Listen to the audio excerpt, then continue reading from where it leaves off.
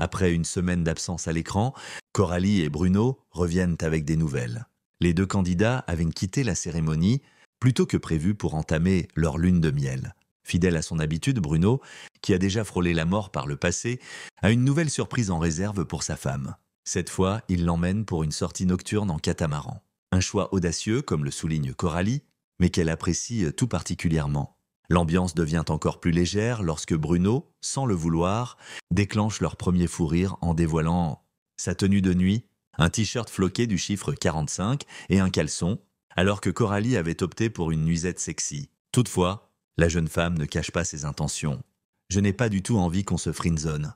J'ai envie de le découvrir et qu'une relation amoureuse découle de ça », confie-t-elle.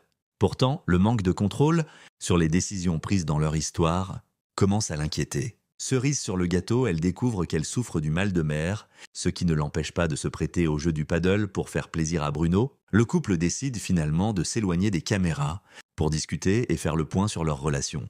Un moment clé qui permet à Bruno de se détendre et à Coralie de voir une autre facette de son mari. Cette discussion semble même être le déclencheur d'un véritable rapprochement entre eux. « On a fait l'amour, on était bien, ça s'est bien passé », confie la jeune femme visiblement comblée. Cependant, les vieux démons de Bruno refont surface, troublant Coralie. Déterminée à crever l'abcès, elle lui exprime ses craintes. « Reste toi-même parce que t'es un mec génial », lui demande-t-elle.